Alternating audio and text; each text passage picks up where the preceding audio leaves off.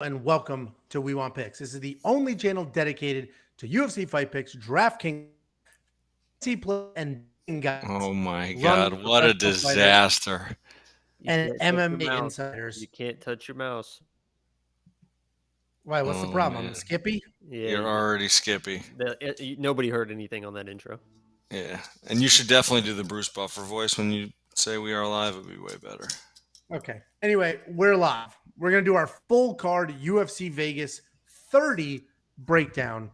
Gane versus Volkov. We're gonna walk through the entire card. We're gonna give you our bets, our DraftKings plays, and full breakdowns of each individual fight.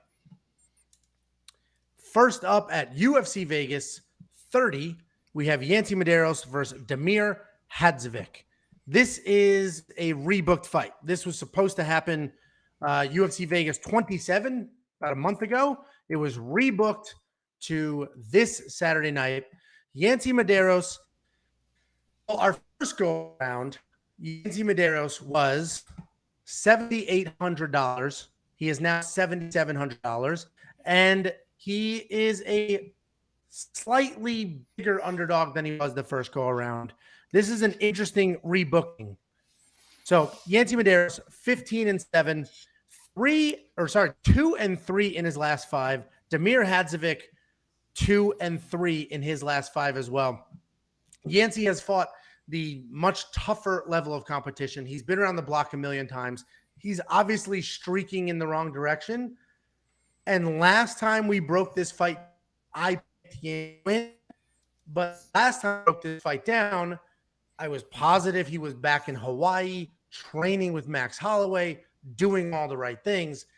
This time around, I don't know what's happened since that fight was rebooked. I don't know if he went back to Hawaii, started jumping right back into camp, getting ready for this fight. So this is much harder for me to pick this time around. But Yancy Medeiros, let's assume he was training with Max. He's on a losing streak, but he has made those big life changes. He moved back to Hawaii. He's reinvesting into his career, trying to get a second surge out of it. His fight style is very aggressive. He marches forward, and he's always looking for something. He's either setting up the big strikes, working his, angles, and he has really good takedown defense, but he's competent on the ground as well. But he is going to live or die by the sword, very similar to Matt Brown, minus the immortal status of Matt Brown. Yancy Medeiros is finishable. Damir Hadžović has a very solid jab, very solid offensive striking. He marches forward and throws short punches. If he gets you against the cage, he'll keep you there, hold you there. He'll take you down, and he'll work from there. He's lost to decent guys, but mostly grapplers, and his UFC wins are against non-UFC fighters, meaning his UFC wins are against fighters that are not really of that caliber. This is an interesting matchup. I really loved Yancy Medeiros the first time. Jacob, I think you were with me on that train the first go around. Has your mind changed? Are you still all about Yancy in this fight, or are you going the other way? Lock of the week. We have already hit first the fight? lock of the week, Yancy Medeiros. I always talk about Hawaiian tough.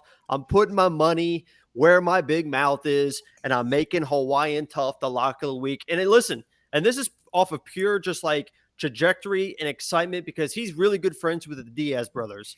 And we had, had Nate. He lost, but that was a crazy fight. Everyone's getting jacked up. Now let's talk about Nick coming back and fighting. So I think he's going to be hyped up, ready to go for this fight. And it's the lock of the week for the first fight, Yancy Medeiros. I mean, we're going to watch the view count just plummet because that's it. They got the lock of the week and they're out of here. You got to save that to the end, Jacob.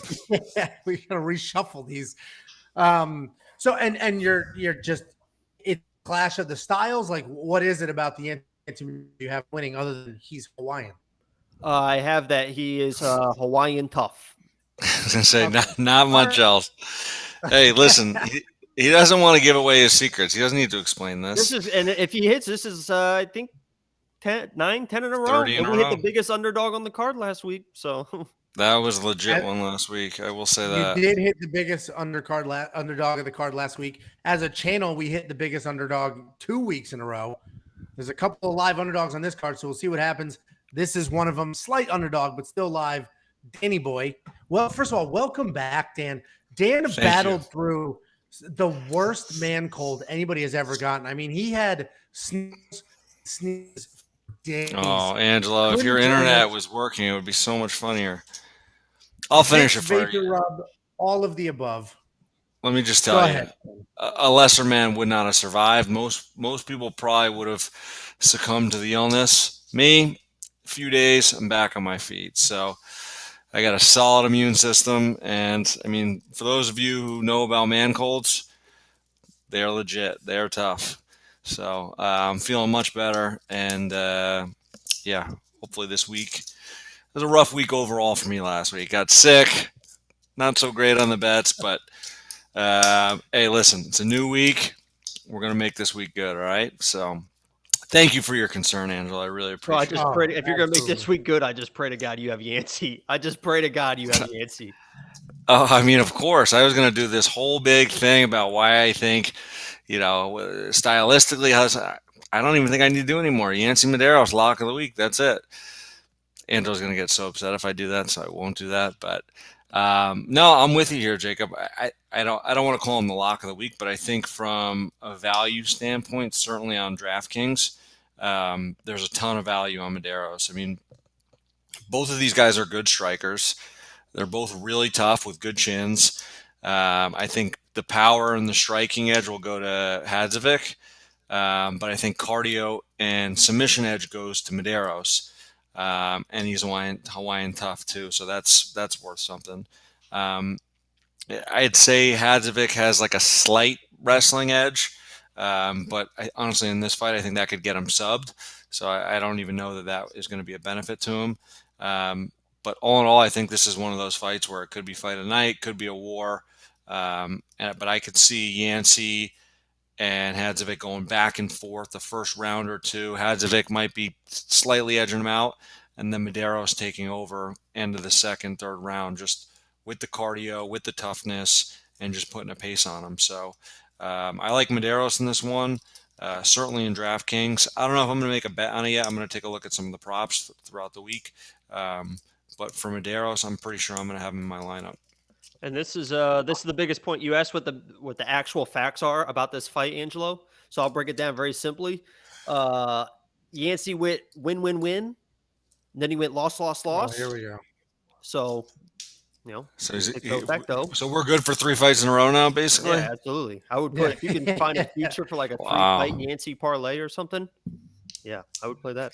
3-fight Yancy win streak parlay. Yeah. So let's look at the Dan. You mentioned you might throw me to DraftKings. Jacob, I'm assuming you are. He's your lock. I'll have to look at mine. I don't think I have him in mine. I'm less confident. That last go around, I was all about Yancy. I did a money line bet. I was all about it. I'm less confident this go around. It's been about a month. I don't know what's happened in that month. I don't know if he jumped right back in the camp, stuck around where he lives, hanging out with the Diaz. There's many unknowns there. But the we're going to see where my DraftKings nets out, because there's a lot of plays on this card from an underdog standpoint that I really like. So it's going to come down to where my dollars net out. Same as you, Angelo. I think he was a great value the first time, but I think there's some other opportunities on this card too. I hate all the underdogs on this card. I hate them. When we do our betting guide, I've got a bunch of money line bets on underdogs. Wow, so those are dumb bets. This may be a good 3.5 bet. Get by 3.5 points for Yancy. He'll definitely win a single round. And if you want to jump on that, look at the ticker at the bottom, go to week.com/bets, and you can grab that plus 3.5 bet there. Did we get our live betting lines up on the site yet, or no? Not yet. It's still, okay. It's coming. We're going to have live ticker betting odds on the site for all the fights pretty soon. So yeah, we talked about that in the live stream, but you were on your deathbed in hospice trying to. I mean, 108 fever. I mean, I would have been there if I could. 108 fever, and you checked the old-fashioned way multiple times. So oh wow! All right, you want to get into this early, Angelo? Okay. All right. If we look at the monkey knife fight line, Angelo walks around at a 108 regularly. We get questions asking. Pure unhealthy. we're live right now, so we got to ignore the comments because we do chop this up and re-upload it, but we are live right now. So if we look at the monkey knife fight line, 52.5 for 69.5, I also think this is a full 3-round fight. These are two pretty active guys. I think more is the play here, but I don't love it. So I don't know what you guys think. What do you love? Okay, we're gonna move on to the next fight. Chocolate cake. I set someone up. I was just waiting. I Yeah, could I knew that was resist. gonna happen. Danny, what do you like? The more, less, or what? I would do the more. I think I like more in this one. I think both guys are tough. I think over 3 rounds they're going to get a ton of strikes, and they both embrace those sort of fights. Like if it turns into one of those fights, they're both going to be down with it. So I could see more here. Yeah, I like that as well. They're both two busy guys. I expect it to go 3 rounds. And honestly, there's no fights next week. So you might as well play the hell out of this week. Play the hell out of it. Next up at UFC Vegas 30, we have Charles Rosa versus Justin Jaynes. Charles Rosa, a nonstop, very good grappler, former training partner of Danny Boy's here. Charles Rosa alternating wins and losses, 2-3 in his last 5. Justin Jaynes also 2-3 in his last 5, but on a 3-fight bid. Dan, I'll let you go first because you have 2 things going on here. One, you've trained with Charles Rosa in the past. You've mentioned multiple times he could not be a nicer dude and how slick he is on the ground. And 2, you have had a parlay that had Justin Jaynes in it for a couple of weeks now. Yeah. So if my parlay hits, it wipes out all last week plus a little bit of money. So that Paul Craig pick that we took a lot of flack for. So I parlayed him and Justin Jaynes at plus 800, something like that. So I got a unit on that. But I took Justin Jaynes in this one at plus 150 is where I got him at. But listen, I like Charles Rosa. He's a very, very talented fighter. He's slick on the ground. He's very tricky on the ground. And he's been in fights against guys where, honestly, he was a pretty heavy underdog, and he has been super competitive. But he is no longer at American Top Team. I think he went and did his own thing at a smaller camp. I'm not exactly sure. No, he went to Stanford MMA. Is he at Stanford now? Yeah, that's not good for you. Ooh, that changed things a bit. But so prior to that, are you 100% sure he's at Stanford? Wow. I'm not 100% sure, but I'm pretty sure I saw that somewhere. So then that's a recent development because, I saw him at Angel's. We're live, huh? Okay. All right. I can't share too much here. But anyways, I know he was not at ATT for a little while. He was, at a smaller camp. And I think some of that reflected in his recent performances. Sanford MMA should help him. They got a bunch of good guys there, a bunch of good training partners. But I still think stylistically, this is a tough matchup for him. He's had kind of more of a karate stance lately. His hands low. He's been a little bit hittable. He was taken down easily by Derek Minner in his last fight. He's got really good subs and he's created from his back. But he also is, being a jiu-jitsu guy, he tends to accept staying on his back a little bit too much. I don't think that's really going to matter too much in this fight. Jaynes does have a little bit of wrestling, but I think where Rose is going to run into trouble is Jaynes is just an aggressive, come-forward fighter, and he's got power in his hands. And his career's been spotty. He's took a bunch of fights short notice. He's won some. He's knocked guys out. He's been competitive, so I think he's got a pretty full camp for this one. And I just think stylistically he's going to go forward, stay in Rose's face, throw those bombs, and I think he can land something here. And I think it's really up to Justin Jaynes whether this fight goes to the ground or not. Rose is wrestling. He doesn't really use his wrestling a lot to get the fight to the ground. So I think it's going to be a stand-up fight if Justin Jaynes wants it to be. And I think he's going to power his way through and find a big shot. So I think he's very, very live in this fight, especially at, the plus money, 7,600 in DraftKings. I'm pretty sure I'm going to play him for sure in DraftKings. So you're super confident in Justin Jaynes. So I agree that I think the line is way too wide. I don't think Charles Rosa is a minus 175 favorite here.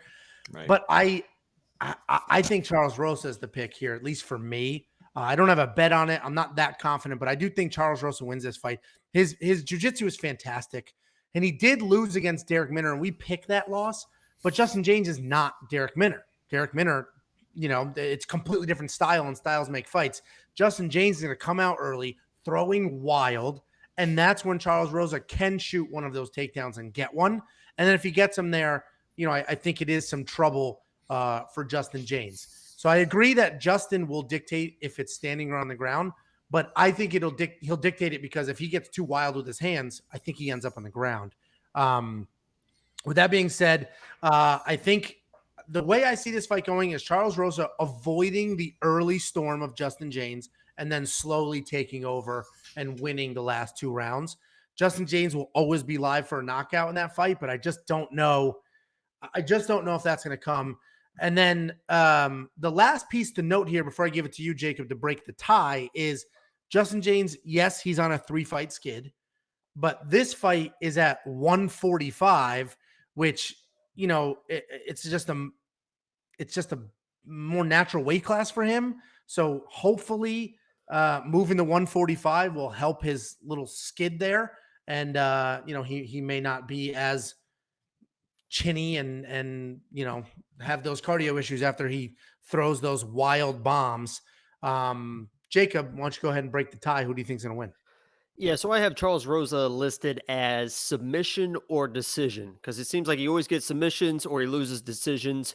In this fight, I think it sets up well for him because Jaynes does have that wrestling base that I think he's going to go to in this fight. I don't think he should, but I think he's going to end up going to by default. A fun fact, Justin Jaynes in high school got second in the Michigan wrestling tournament, and he lost to Jakar Close, who's in the UFC as well. So it's a little fun fact for you. So I think he comes out. I think he tries to wrestle. I think that's going to be a mistake. And I think Charles Rosa finds a way to get the submission. I'm not confident enough to put him in my lineup, $8,600. I think that I agree with you guys that this line is a little farther apart than it probably should be. But I think that Rosa finds a way to win this fight. So I have him winning. And I think the monkey knife fight, probably less, more. One of those weird less mores I think I'd probably play. I completely agree with you on the monkey knife fight line. I think it's less. Yeah, I more. think less then. Okay. So Jacob's going to lose even more money than he has with less. I think less more is the play. And if you want to play that, this is the last week, not the last week, but there's no fights next week. So you might as well go hard this week. Go to playmkf.com/wewantpicks. Make a deposit using promo code. Check out those bet online. I'm going to be looking for a bet online. I'm in the middle of the monkey knife fight thing, and you just jumped in with check out the bets. I'm sorry, you've been breaking up so much. I couldn't tell. Check out my Instagram. Yeah, right. Exactly. Jacob's Instagram. Anyway, play monkey knife fights this week. You triple your money with every single play. There's no fights next week, so you might as well go all in. And Dan's going to tell you to check out the bets. But before you do that, Danny, what's your play on the monkey knife fight line? I'm going to go with less more, although I think Jaynes could stop this early with a big shot. So less or less more, I think is a good play here. Well, and you could bet under in rounds if you think Justin Jaynes is either knockout or gets submitted. Under in rounds is a solid bet too. Yeah, I'm going to look at the line for Jaynes inside the distance, and also fight does not go the distance. Just see what those odds look like. I think Jaynes inside the distance, you're going to get some pretty good odds. Yeah, I would assume so because Charles is pretty tough. Next up at UFC Vegas 30, we have Julija Avila versus Julija Stoliarenko.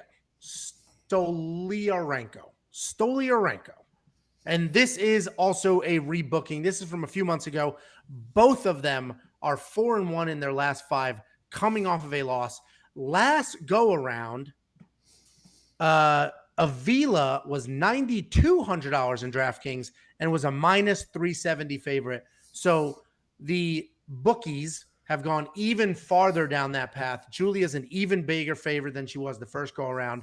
And what's interesting about that is the bookies always have anytime they get a rebooked fight, they get to do the odds. The money comes in. They get to see where the money went and what people are doing.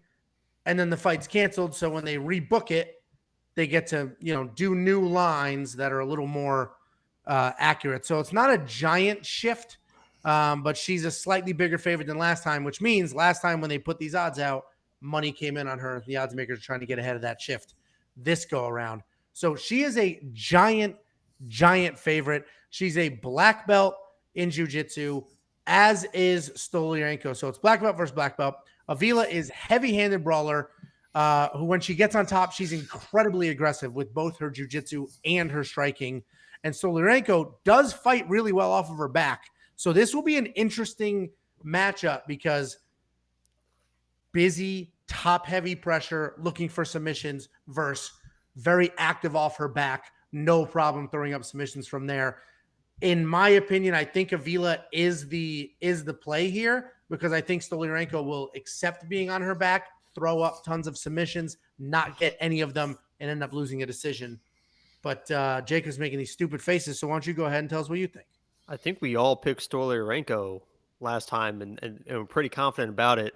Listen, Joe Todora says that Avila is his girl, so I'll stay away from her. I got respect for Joe Todora. Joe T, what's up, man? So I'm going Stoliarenko. I think she finds her way to get that judo throw into the armbar like she's done 1,000 times.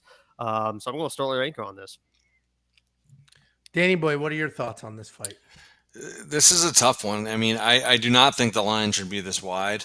I mean, when we broke this down the first time, I watched a lot of tape on both these girls.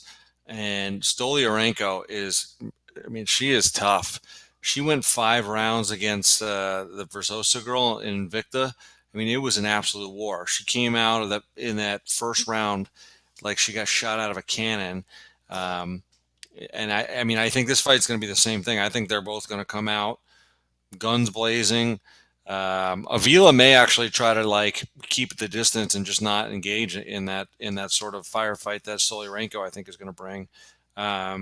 They both throw heat. You know, they're both tough. You know, you mentioned it. Stoliarenko is definitely live for an armbar. I do think Avila is the more skilled fighter, striker for sure. But I think Stoliarenko is so tough she won't get put away. So I do think there's I mean, depending on your lineup, if you have all your other players in line and you got $6,900, I think there's some value from her because I think she's tough. I don't think she's going to go away, and I think she's going to make definitely the first round very interesting. So this is definitely one for Bet Online. I'm going to look for a plus 3.5 bet, 100%. Yeah, 9 of her wins are 8 of her wins are first round armbars. So it's 8 of 9 are first round armbars. It's just insane. Right. But she can trade too. Like she throws some heat. She's tough. Yeah, that one fight I think I talked about in that last fight because she had all those first round finishes, and the first time she hit adversity in a 5-round fight, and she was game for it all. And I don't have her. I think she's incredible value at $6,900. The reason I don't have her in my lineup was because I don't have a lot of huge favorites, so I didn't need that gap comparison. I didn't take a big favorite, so I don't need a big underdog. And as you see, my lock of the week was like $7,700. Yeah, so I think, I said I think Avila may win, and honestly, this second time around analyzing the fight, I just feel like Stoliarenko on her back will just be, she'll just accept being on her back while looking for a submission, and I think she will lose a decision because of her acceptance off of her back. With that being said, I would stay away from Julija Avila in everything. I would never spend $9,300 in DraftKings. I would never touch that bet line. I think more and more on the strike line is the way to go because I don't see a stoppage in either direction here. But I do love the 3.5 bet. I do love Dan, he said. I do love Dan. We know that, Jacob. If you read those text messages, you may have a different story. But I think I agree with you. I think the 3.5 bet on Stoliarenko is the way to go because she just has to win a single round. And like you said, the way she comes out, guns blazing, that first round could be hers because she could come out, guns blazing, back up Avila, get her to think about some things. And then even if she does lose the next 2, you win the bet. And because she's such a giant underdog, you might still get plus money on that plus 3.5. I'm going to see what that line is right now because let's see if that's out there yet. Because that's one I think people should jump on quickly because that could change. Yeah. Generally when it's plus 280, you'll get like plus 140 on a 3.5. So you still get plus odds, and all she's got to do is win a round. She could win by knockout, sub, lose 29-28, and you cash your bet. Yeah, and that's exactly it. Anybody watching that doesn't know what that plus 3.5 bet is.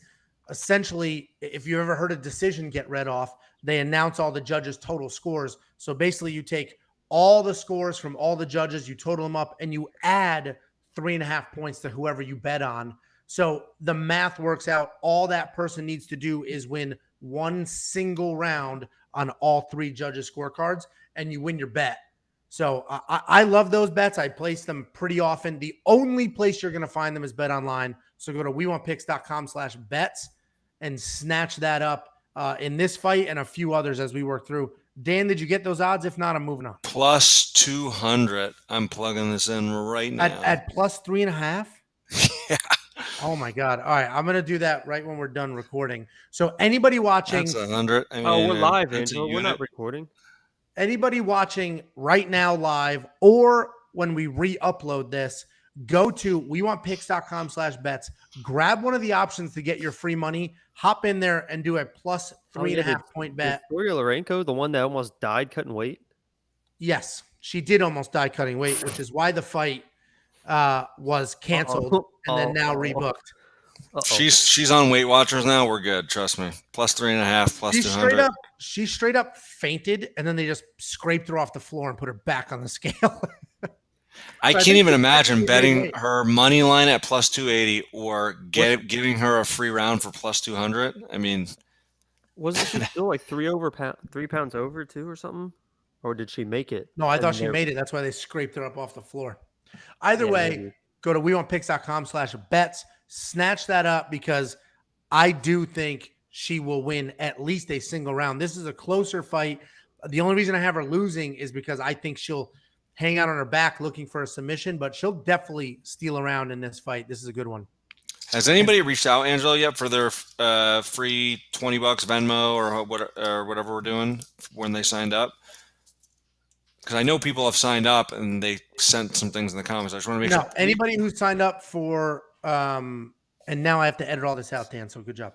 Anybody who signed up for Bet Online through our site at WeWantPicks.com/bets, reach out, let us know. We straight up Venmo you or PayPal, whatever you want, $20 as a thank you. Real money from us. Deposit it, play with it, do whatever you want. Why do we have to edit that out? Yeah, that doesn't make any sense. We've never edited that out before. I guess we could leave it, but the problem is I chop up. We're live now, which is totally fine. And then we've always done that in the past. And re-upload the individual video. I know we've always done that in the past, even in the other one. Yeah, Angelo, you know what?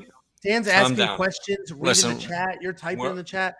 Listen, it's live, baby. This is how it goes. All right, settle down. We're off the script. All right. I'd rather talk. You're the one who want to do live. Let's act like we're live. All right. I'd much rather talk to Joe and Jesse than you, Angelo. Right. Next up at UFC Vegas 30, we have Warlley Alves versus Jeremiah Wells in a very last-minute matchup and a pretty weird one at that. So Warlley Alves alternating wins and losses. He's 3-2 in his last 5. Jeremiah Wells is 4-1 in his last 5, but his last fight was almost 2 full years ago. So Jeremiah Wells has not fought in 2 years, takes a short notice fight on literally 3 days notice, and it's a UFC debut fight. It's interesting because the stars are either aligning for something amazing or, you just got to take what you can get. And this may be a beating, but the UFC do him a favor next go around. So Warlley Alves, he is taking on very short notice. He's taking, he has a new opponent on short notice, but he's prepared, should be good to go. Tough, gritty guy that I think will win this fight. The question is, Jeremiah Wells is a good grappler. A very good grappler. He's a BJJ black belt. He throws wild. If you guys have done any research, you've seen the CES knockouts out there. He comes forward, he throws wild, but he also has the BJJ black belt in his back pocket. He's from Pennsylvania. He's a good wrestler. Pennsylvania wrestling is actually good, unlike Arkansas wrestling. I think. Oh my God, the disrespect. Okay. You know how many Arkansas fans we picked up in the last few weeks? Now they're all gone. Anyway. Right. T-shirt sales are going to plummet. Jesus. I think Jeremiah Wells is very live in this fight. It was the worst sales pitch ever. Hey, don't buy our t-shirt because this is stupid. Unreal. I think he's very live in this fight. I'm not picking him to win, though. I think Warlley is the pick. Full training camp, has been consistent, an actual veteran with some solid fights. I think Jeremiah's live, may come out there and shock a lot of people, but I just don't, I don't have that kind of confidence. The dude hasn't fought in 2 years. It's his UFC debut, and he took it on 3 days' notice. So, Jacob, you love interrupting, so why don't you go ahead and give us your breakdown of this fight? First of all, I would play the more on this. And I really wanted to make Jeremiah my lock of the week, honestly. We saw what happened, what was it, last week with the McKinney. one punch? Yeah. The one punch guy. I think that Jeremiah could be that guy as well. He comes forward. He's got very, very fast hands. And as you mentioned, his jiu-jitsu in his back pocket. And he's got like the real jiu-jitsu under Renzo Gracie. Is it Chenzo? How do you say Henzo with an H. It's Henzo.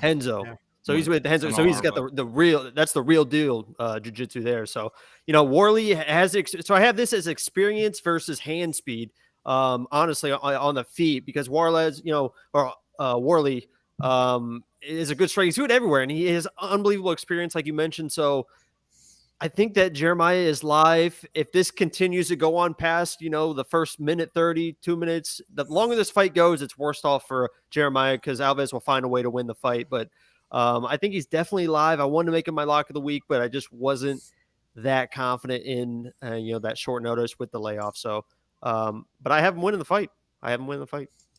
All right. Yeah. So you have Jeremiah winning, and he is incredibly live. This is not when I first saw like the information, right? Last minute replacement, hasn't fought in 2 years. When I first saw all of that, my notes literally were bet everything. And I was going to take every prop bet, money line, everything on Alves. And then when I did the research, and luckily Jeremiah has fought a bunch in the CES, so a lot of that tape is out there. I was like, okay, all right, maybe I'm not going to buy into the short notice hype, especially after last week when we picked when I picked McKinney to win. Dan, instead of interacting with the live chat right now, why don't you look up and break down this fight for us? Hey, listen, I'm just interacting here with everybody. We're getting some good insight here. All right, so Joe Todoro said Jeremiah Wells is a Philly guy, so I'm over here hustling. I'm putting out texts to some people I know in Philly just to find out the scoop. So stay tuned. I'm going to get some updates here, and depending what they say, I'll let you guys know. Anyways, yeah, this is one of those fights where like short notice to me, it doesn't mean anything anymore because everybody knows that there's an opportunity. Like fights are weekly now. They're taking guys short notice everywhere. So if you want to be in the UFC, stay in shape. And I think guys are doing that now. So I'm sure Jeremiah Wells is probably doing that. You're not getting guys off the couch anymore. So as far as the fight goes, Warlley Alves is tough. He's a gamer. He's good. He's got some tough wins. He's got some tough losses. I'm not going to touch this. I'm certainly not going to take Warlley Alves at $9,200. I don't think. I just don't trust this whole short notice thing, like people, like it was 2 years ago or something. So I'm going to do a little bit more digging because I know some people on the Philly scene to find out the story on him and what he's been doing. So stay tuned. But depending on what I hear, there might be a bet I play here. So I'm not touching this one for DraftKings at this point unless I get some concrete information from somebody on the scene locally in Philly. Because his last fight was 2019, so that's the you don't know big what issue. you're going to get. You don't know what you're going to get. And if he's in shape, he could be a different You person. never know what you're going to get. What I will say, Okay, Forrest. What I will say is Jeremiah, I believe he's had a couple of fights scheduled that were canceled. So he's had, he's been getting ready on and off. The guy's going to be ready. Look at him. Jesus Christ, he's going to be ready. Anyway, I think the monkey knife fight line, I think more and more I agree because I do think it'll go 3 full rounds. But again, we don't necessarily know what we're going to get with Jeremiah Wells. But I do think 3 full rounds, so more and more with monkey knife fight is a play. I don't have a bet on this just yet. So, Dan, I will wait for you. I know who you're going to reach out to. So I'll wait to see what he says, what he tells you. And I will make a bet. People asked a little earlier if they go to weonpicks.com/bets and they make a deposit and then we give them the free money and then they play, is that legal? And, California, this state, it is. Oh, now we're going to have to edit all this out.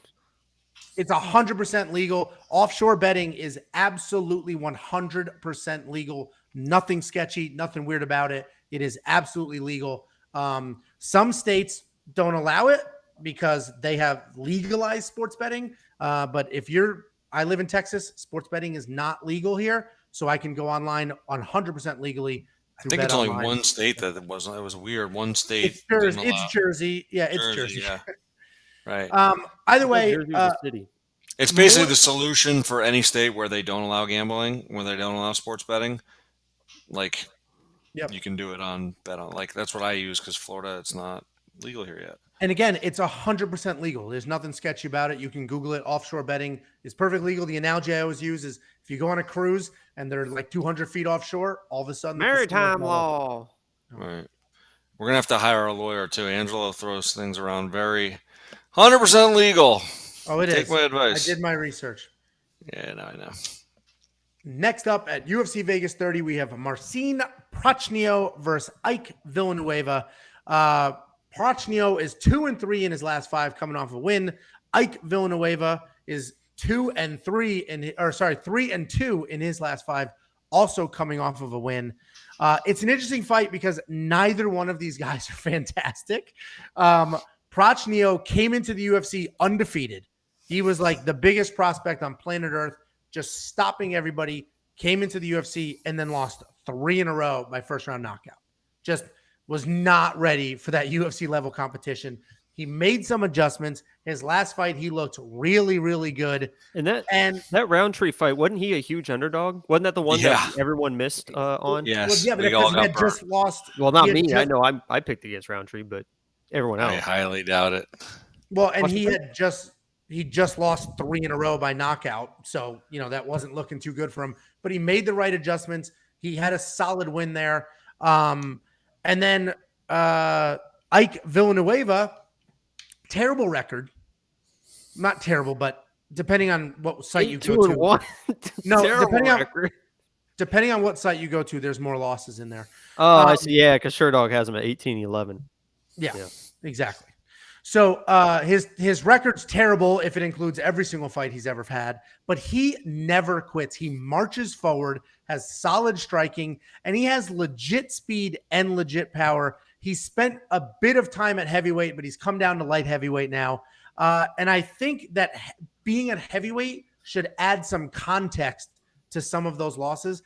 I think Villanueva gets this done. I think he's in a great spot in this underdog spot. I think what's so funny is I think like the fanfare and the betting odds are just swaying with Prachnio's wins and losses. When he lost 3 in a row by first round knockout, he's a bum and he's useless. He's coming off a 1 solid win. Now he's back to the amazing killing machine that he was before he got into the UFC. So I think Ike Villanueva, just his toughness, the marching forward, the speed, the power in his hands. I think Villanueva is a rock solid underdog in this fight. I'll talk about, a couple bets in a minute, but Danny boy, you nodded with me. I like it. So what are your thoughts? Yeah, I agree. I think, first of all, that last fight, Prachnio, where he beat Khalil Roundtree, I was shocked. He was a heavy underdog. He had looked awful in his last 3 fights, and Roundtree actually was looking really good going into that fight. And Prachnio surprised me. He looked much better early than I thought. He does have some power in his hands, but I think even in that fight, he got clipped by Roundtree and almost put away at one point. This is going to be a very different fight in the sense that Villanueva, like Roundtree was more of that Thai style, and he's got, a little bit in and out movement. Villanueva is going to plant his feet and take one to give one, and I think he's going to give the harder shot here. So I agree with you. I think he's a very live underdog. I like him for a finish, especially how we know Prachnio's had 3 first-round knockout losses, so the chin is questionable. And Villanueva, like you said, he got beat up by Chase Sherman at heavyweight, and that first round, he was taking bombs and eating them. And then even in the second round when he got finished, like he was never knocked out cold. It was more like the ref had seen enough kind kind of thing. So I like Ike Villanueva in this. I think he's going to come forward. It's not going to be a ton of skill or technique, but he's going to come forward, take a shot and give one back. And even if he takes 2 shots to give one back, I think he wins the fight by knockout. So I like him at $7,200. I think he's very live to win this fight. I'm definitely going to be putting a prop bet on him to finish by knockout, and I think I'm going to bet the money line too. Plus 165. I didn't. My bet. No, I'm more conservative with the bets, meaning I don't chase the very specific prop bets, but I did grab the under on rounds. I think the under on rounds is solid, and it accounts for both sides. And I don't have to pick a very specific way to win. And the round lines are great because there's 2.5 rounds. That basically fight does not go the distance, except you'll get much better odds than fight does not go the distance. Jacob, what are your thoughts? Yeah, I kind of agree with the same story that you guys are telling. I think this is more of a pick'em fight because I simply have in my notes whose chin is going to hold up because they're both going to hit each other. They've both been clipped before. They've both been finished before. So it's like whose chin is going to hold up. Who's going to be able to eat the first shot to give that big first shot? So that's how I have it going. The weird thing that I saw in research this fight is Prachnio has never had a fight end in the second round, which is like the most random thing I've ever heard. 19 fights. They're all either first round, third round, or decision. So I just thought that was kind of a weird stat. But I actually think that Prachnio wins this fight just because, I think it's a coin flip, and I'd go with Prachnio. I think he's just got a little bit more power than Ike. So I had Prachnio in this, but I would stay away from this. Definitely on Prachnio's side, if you're looking for, chasing a knockout play, I think $7,200 is a good place to put your money. Yeah. To put into context, you're probably right. It is probably more of a coin flip fight because I don't think either guy is going to really have anything crazy technique-wise that's going to win the fight. It's going to be, all right, both these guys hit hard. Who's going to hit the bigger? And for the love of God, don't place a bet that it's going to end in the second round. Right. How did you? With that very meaningful, where do you get? How do you even determine? I always just scroll down, who they're fighting, what's going on. I'm looking for patterns. I'm looking for everything in this one. Right. It's like a beautiful mind. He's like drawing things on the window. Yeah. No second round finishes. No second round. Either way, this will be a fun one to watch. I think Villanueva is super live underdog. So does Dan. The strike line is tricky. I would definitely go. It's a tricky line, man, because it's either less more. I'd go more for Ike for sure. Yeah, more than 21.5. I completely agree. 58.5 is if it goes 3 rounds, that's plausible. If it doesn't, then that's way high. So that's a hard one. So I'd probably do less more when I play this line. Sometimes, so with Monkey Knife Fight, when they're crazy, I jump on them early, right? It's wrong. I'm jumping on it early. I'll 2.5 times my money instead of 3. Lines like this, I'll wait to see what the money does to it and where it moves, because then I may have a lot more confidence in it later in the week. Well, I found a good one I like here. Ike Villanueva wins inside the distance. If it goes the distance, yes. no action. Plus 145. Yeah, let me write that down too. That's a fantastic. That is a pretty good one.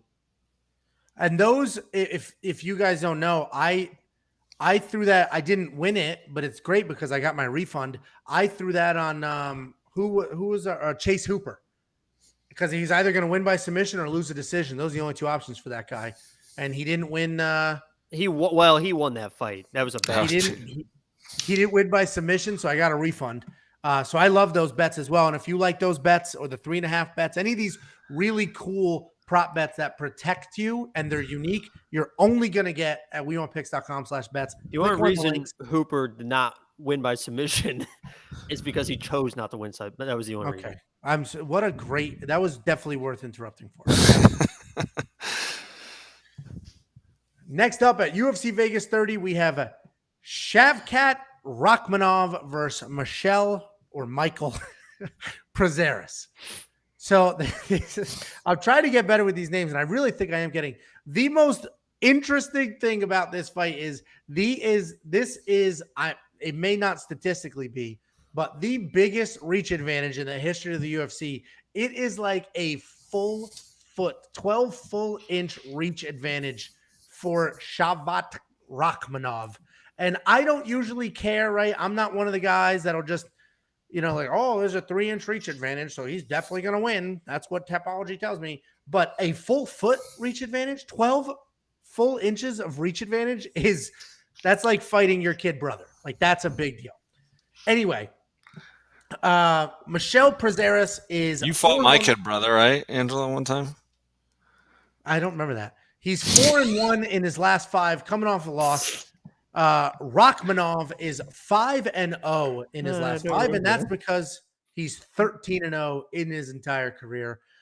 Michel Prazeres will do anything to get you to the ground. That includes wild punches, dragging people to the ground. It is get to the ground at all costs for Prazeres. And then Rakhmonov can beat you anywhere. He has a 100% finish rate. In 13 fights, a 100% finish rate.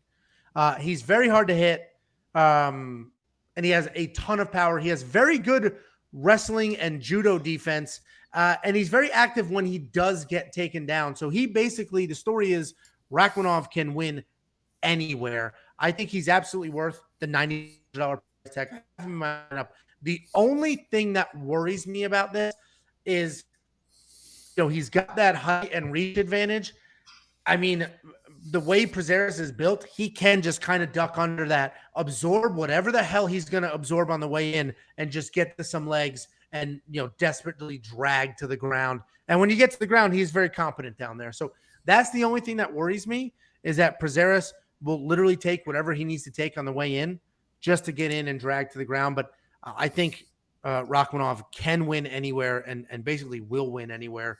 Jacob, what are your thoughts? Yeah, I'm going to take a line out of your playbook, because you always say when one fighter just has more ways to win than the other fighter. I think that's exactly what this is with Rakhmonov. He's undefeated for a reason. He has all those finishes for a reason. Michael actually only has like 14 decisions out of his 26 wins, so he's not really a finisher himself, except for with submissions. The only thing that would worry me in this fight is if Rakhmonov just keeps trying to get a guillotine. So if Michael keeps shooting in and Rakhmonov has a good guillotine, so if he just constantly tries to keep chasing that guillotine, you could find a way to lose a decision like that. If you end up on your back and then you can't really get up as fast as you'd like. So that's the only thing that would worry me, but I think that Rakhmonov should dominate this fight wherever he wants to dominate the fight. So he's in my lineup at $9,100. And the monkey knife fight, man, this was a tough one. I'd rather hear what you guys have to say on that first. It is a tough one because the dude is 13-0 with 13 finishes. So logic will tell you he'll get a finish here, but Prazeres it's got to be one of the toughest guys he's ever fought. So this may be the man that doesn't get stopped. And if that's the case, you got to go more, because I think Prazeres will be very busy coming in, trying to get those takedowns, and Rakhmonov will just be unloading, defending the takedowns on his back. He's very busy. So, but I think the safe, this is what do they say when an unstoppable force meets an immovable object or whatever? Because there's a 13-0 with 13 finishes, and then Michael's never been finished. So something's going to happen here. Yeah, and exactly. Like, somebody, every time we talk about this, this has never happened. It's never happened until it happens. Somebody's always undefeated until they lose. Somebody never gets finished until they do. So this is, I'm positive Rakhmonov is going to win, but I don't know where to put the listen. Is this your lock? Is this your lock, Angelo? There's no jinxing here, man. There's no jinxing here. I was fantastic last week. I'm going to ride that train, but I do think the over on rounds may be the appropriate prop bet here. Because I did the best last week. Because in what? Just DraftKings, not your picks, not your bets. Anyway, Danny, what are your thoughts? All right, let's move on. I agree with everything you guys said. I think Rakhmonov's the side. I don't know that I'm going to spend $9,100 on him. I mean, Prazeres is very good. He looks good. He's got a bunch of UFC fights. The thing about him, though, is he's 39 years old and he hasn't fought in 2 years, I think. So, if that weren't the case, I'd be like, all right, this could be a tougher fight for Rakhmonov than we think. But yeah, I think he's the side. I think he can win this fight anywhere. He does. I mean, he's subbed Oliveira with that guillotine. That's a legit sub win. So I think he's the side, but I don't think I'm going to play this on either side in DraftKings. And from a betting standpoint, I don't know. I'm going to look throughout the week and see if a prop jumps out of me. But right now I got nothing. And then monkey knife fights. I think it's going to be less, more, maybe. But It's a I hard don't know. one. That's a tough line, yeah. Or Especially less. I don't know. 29. It's hard to get. They're splitting these numbers pretty good now, so you almost got to find the middle. it's definitely hard, especially because I just don't know if Rakhmonov's going to keep that 13 stoppage streak, and if he does, then you got to go. According to my patterns, he will. Oh. Your pattern of it's been 100% of the time, every time so far, so it would just stay that way. To infinity and beyond. Either way, I'm personally going to wait to see what these lines do, and then maybe I'll do something later in the week. Next up at UFC Vegas 30, we have Raoni Barcelos versus Timur Valiev. Barcelos 5-0 in his last 5, 16-1 overall. Timur Valiev 4-0-1 in his last 5. That 0-1, he got smoked. And then Trevin Giles, who smoked him, tested positive for marijuana, so it was overturned. I didn't even know people still popped for marijuana and had issues, but he did, and that's a no contest now, but he did. That's a loss if we're looking at it objectively. Let's clarify what smoked means as well, because the first round there was smoking going on, but it was the other way. He got stopped, man. He got stopped. He did get stopped, but I mean, say he got smoked, like he came out there and got dominated. He was dominating that fight. Arguably could have been stopped in the first round, and then he got clipped and lost the fight. But it was not like it was a one-sided beating by any means. Either way, Barcelos is very well-rounded. He has great low kicks, very good on the ground with very good takedown defense and offense, so good grappler in general. Timur Valiev, he looked phenomenal in his UFC debut, but he faded when he couldn't get the stoppage. Then he was stopped. That's his last fight. And it's a no contest because of the marijuana on the other side. He's a very good grappler.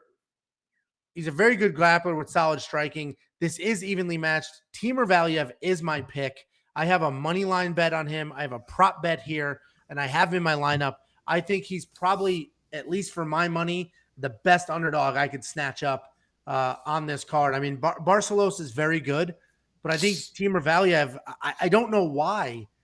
I genuinely don't know why he's this big of an underdog in this fight. I mean, he's very, very good. Oh, I'll tell you why. Go ahead.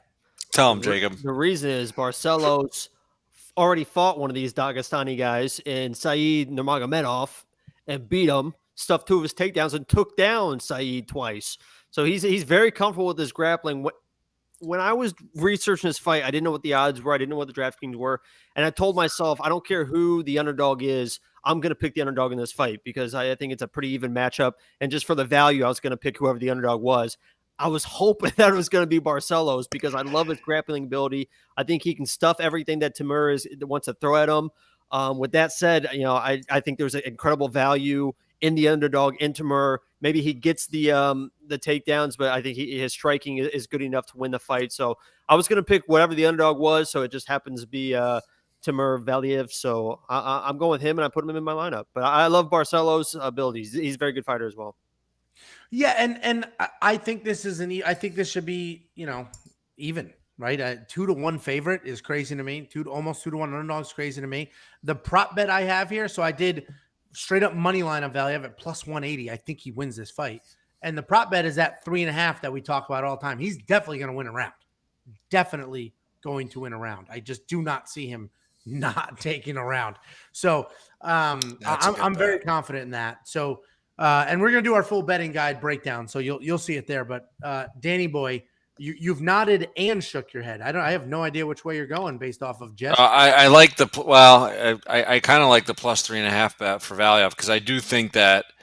I mean, I think that this fight, whoever wins this fight, is going to emerge as a top 5.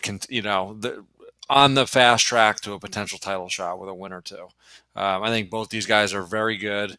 I think the line is probably a little wide, but I mean, I'll tell you right now, Raoni Barcelos is very, very good. I actually know him from back in the day. He used to train with Glover for a little while. They're good friends. And this kid is talented. He's good at there. Someone on the internet called him like Jose Aldo 2.0. He's got crazy good kicks, good striking. I think he's a coral belt, so he's like above a black belt. Like he's very, very good. Good cardio. I mean, go watch some of his fights. He's just, dude. He put a pace on Khalid Taha, landing punches from all angles. He did finally get a little tired in the third round, but that was after 2 rounds of just like, all right, here's a heavy bag, chase it and throw every possible strike you could throw for 10 minutes straight. So he did show a little bit of, get a little tired in the third round, but man, he was impressive in that fight. And that was against a high-level striker against Khalid Taha. So he was landing kicks. He got takedowns. I just was so impressed with that performance. And I know how good this kid was, 8 years ago when I was fighting. So I'm sure he's now putting it all together. I think he's on a fast track to potentially get a title shot. With that being said, Valiev is another guy who's touted very, very highly. He trains with Frankie Edgar's camp, so he's got all the right guys around him. The Trevin Jones loss, you said he got smoked, which I understand what you're saying. I'm just messing with you, but he was dominating that. Like that fight probably could have been stopped in the first round, and no one would have complained, and Valiev would have won. But I think this is going to be a close fight. The wrestling is the only thing that scares me. If Valiev did not have the wrestling, I'd be like, oh man, Hani Barcelos is going to destroy this guy because I think he's a much better striker. I think he's got better jiu-jitsu. But wrestling is such out-wrestled Saeed. Yeah, but that's the an actual Nurmagomedov. I was going to say, you hear the name Nurmagomedov and you just think Khabib. He's an actual one. I mean, he's the spinning back fist Nurmagomedov. Mm-hmm. Anyways, I'm picking Barcelos in this fight. I don't know. $8,800 isn't too bad for DraftKings, but I think this fight could be closer than people think, and the wrestling worries me a little bit, even though really on tape there's nothing that I've seen that's weak in Barcelos' game, including his wrestling defense. So he's my pick. I don't know what I'm going to do for bets in DraftKings with him yet, but I'm hoping he wins. I think he'll win, and if he does and looks good, man, he should be up there in the title talks pretty soon. Both guys. It'll really. be. I'm looking forward to it because it could be a fight. Like this could be a ton of fun, an absolute war. My pick's Valiev. Monkey knife fight. It's another hard line. I think less more is probably the play here because I do think Valiev will use that wrestling, which will shut down some of the strikes of Hani Barcelos. I'll go more easy. I go more easy on this because Barcelos' takedown defense is so good that he's going to be in those positions with just the pitter patter, with Valiev just hanging on his leg and stuff, and maybe even vice versa. So I'd take the more here for sure because they're both. I'll tell you right now, if Valiev can't get takedowns, I think he's going to be in big trouble in this fight. I think he needs takedowns to win. I think he needs takedowns to win this fight. He's never been stopped before. I think the relentless takedown attempts, and I think he'll be successful, but even just the attempts will slow down some of those strikes. So I think less from Hani and more from Valiev is my monkey knife fight play, at least. Jacob's going more and more. So Danny, what are you going to do? I'm going to go less. Jeez, this is a tough one. I'm going to go less, more. There it is. 2 less, more, 1 more. If you want to triple your money playing monkey knife fight, go to playmkf.com/WeWantPicks right now. These lines are live this very minute. Go in there, play this line, play the other ones, come back here, let us know you did.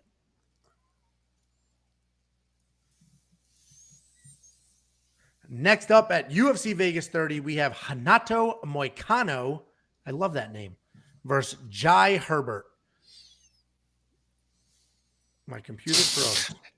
He says, I love that name. And then I don't even know. Maybe you said it right, but I'm pretty sure. Is it Jai? Is that how you say it? Well, I loved Renato Moicano's name. All right. I was going to say the names you love versus the names you get wrong are just very interesting. Anyway, next up at UFC Vegas 30, we have Renato Moicano versus Jai Herbert. Renato Moicano is 2-3 in his last 5, coming off a loss. Jai Herbert 4-1 in his last 5, coming off of a loss as well. It's an interesting matchup because Renato Moicano is a big-time favorite here. He is so slick on the ground. He is moving up to lightweight in this fight. The 145 cut was a lot for him. He would look sucked out. He would fade in some of those fights. And that recent, that skid that he's had in his last 5 fights, you could definitely attribute that to cutting down to 145. So up at 155, I anticipate he'll be fresher. He'll have more energy. He is a very slick back belt. He is an American top team guy. He's also very good in his feet. He doesn't really have stoppage power. He's a little bit chinny, right? It's given him some trouble in the past, but he is so slick on the ground. His striking is very technical. It's great. So I think this move is going to be really good for him. Jai Herbert, it's almost a year layoff. He did have COVID. It was sprinkled in there in that layoff, and that was after a knockout loss. He's a very technical striker. He likes the knees, and he likes to fight at range.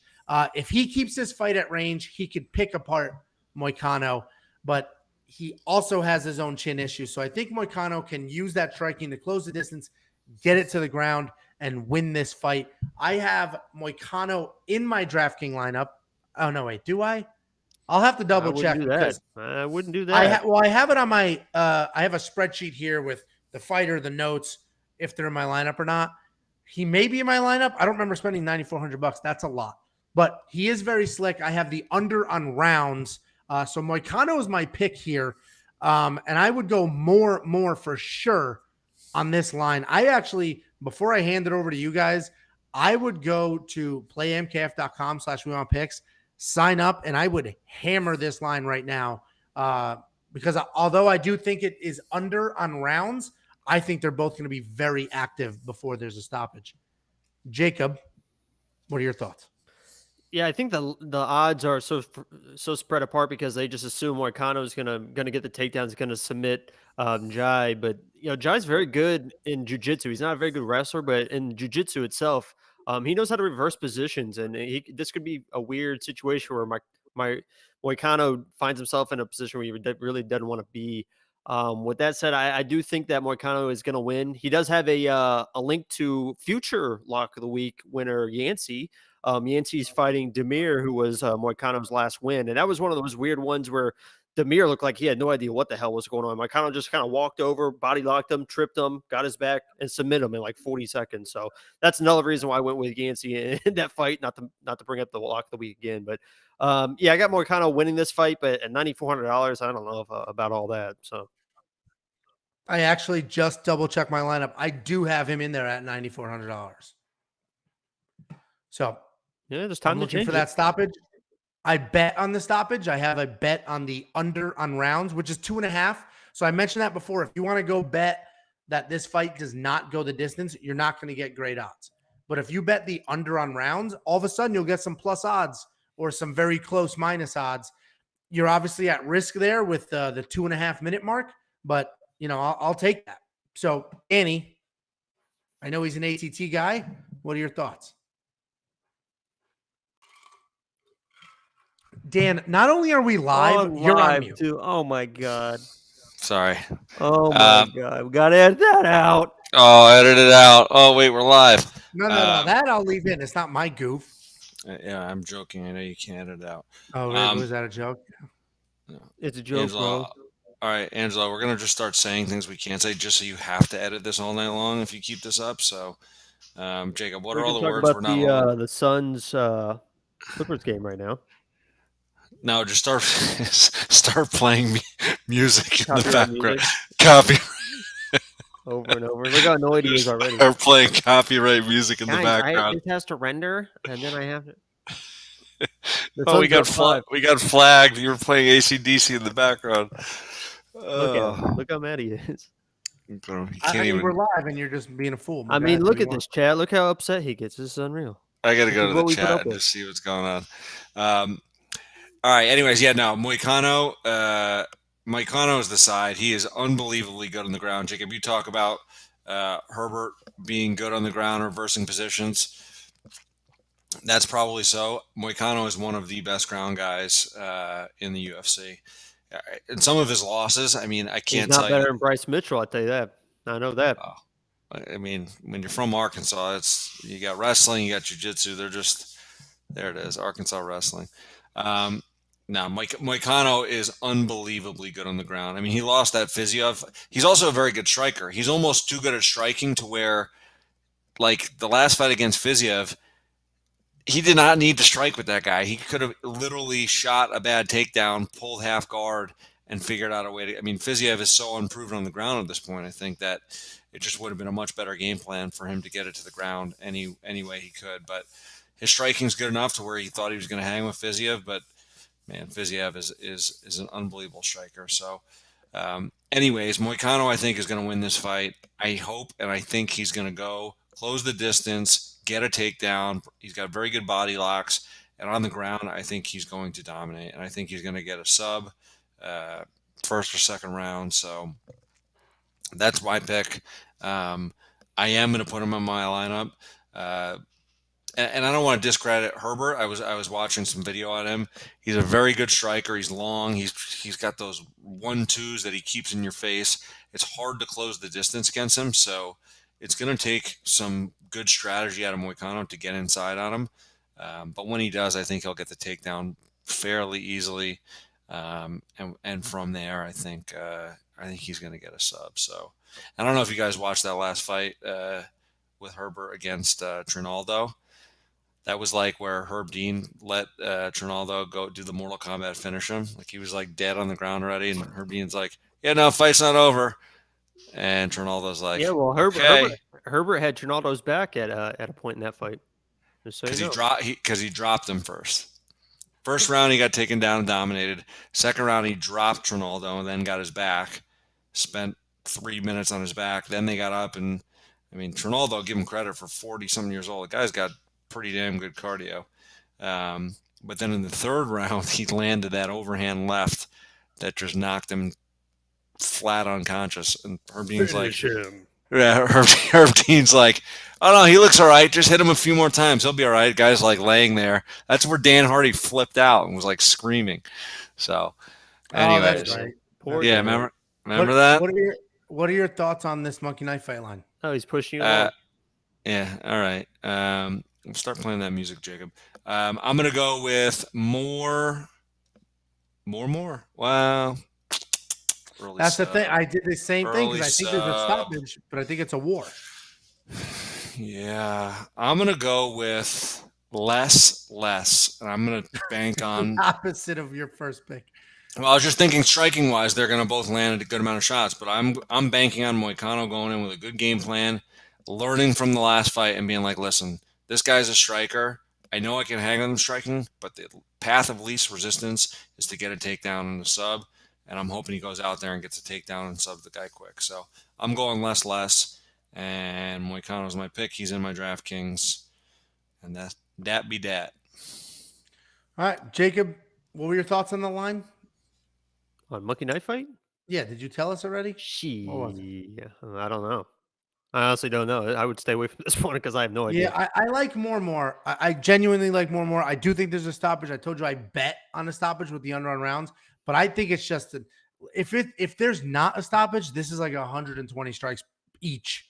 So I think with a stoppage, we'll blow past 55 and 36. Next up at UFC Vegas 30, we have Tim Means versus Nicolas Dalby. This is short notice and not at the same time. Tim Means was supposed to fight last week.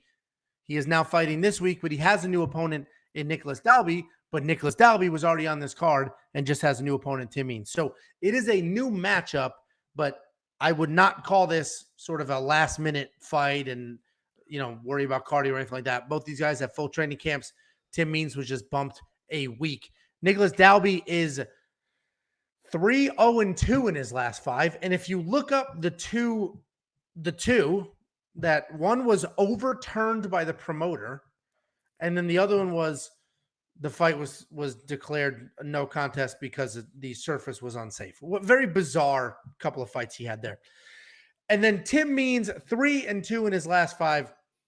Again, Tim Means was supposed to fight last week, so we broke him down. He's a very good striker. He has solid underrated wrestling. He times his takedowns really, really well when he does decide to use them. And he's a high volume striker who avoids damage. He moves really well. If you go to the UFC stats site and pull up the stats, he doesn't get hit very often. He definitely puts out more than he takes in. Nicolas Dalby is tricky striking because of his weird karate style where he switches stances.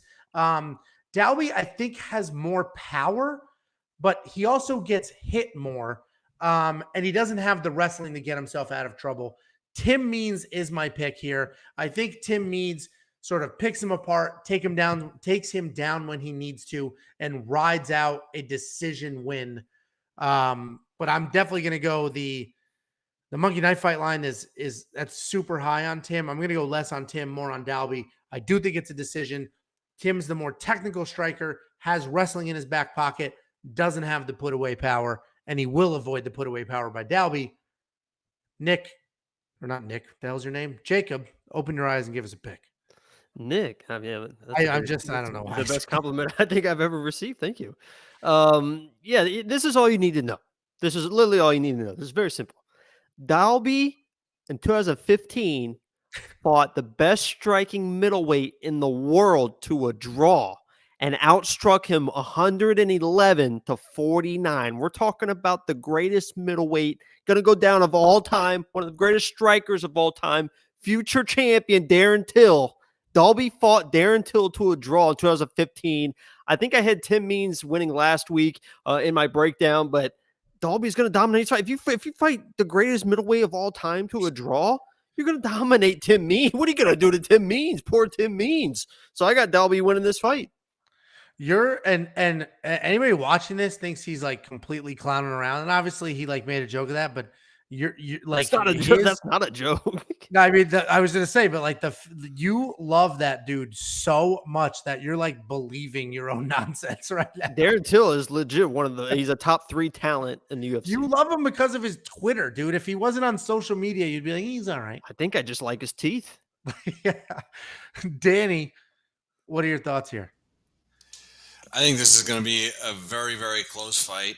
I think both guys are well-rounded. I think for the value, I like Dalby. I'm probably not going to play either of these guys, but I think, Tim Means looked great in his last fight against Mike Perry. Dan, move your mic down a little bit. Better? Yep. Much. Thank you.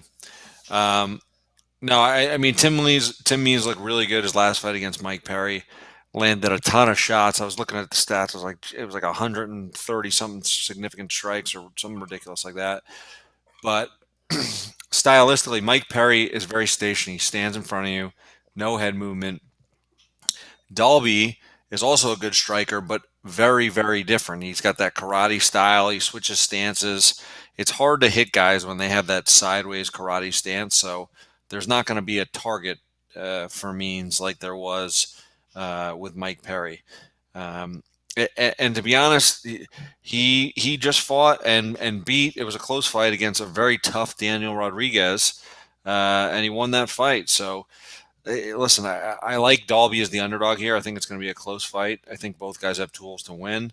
I think this will go to a decision. I mean, Means always has a guillotine. There's ways for this to be finished, but I think it's a very even fight.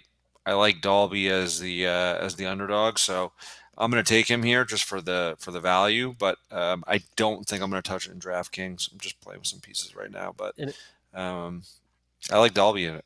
Angelo, you also took my unsafe surface line because I saw that too, and I'm thinking, what the hell does this mean? Unsafe surface? So weird. It wasn't it would make sense if it was like between the rounds or something, but it was like in the middle of the second round. It was just like, I don't know if the thing just ripped or what was going on.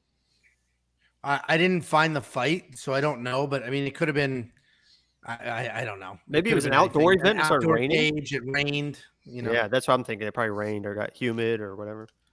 I fought in a tent in Arkansas behind a casino, and it was Arkansas, you say? 35 degrees. I was like, trust me, that surface was not very safe. Down 10 times that night too. It was like a tarp. like that you put on the, if you have a hole in your roof with a tarp, that's what we fought on. I also weighed in on a bathroom scale, and I was my flight got delayed because this promotion was top notch. I had like 3 layovers. So I got there at midnight.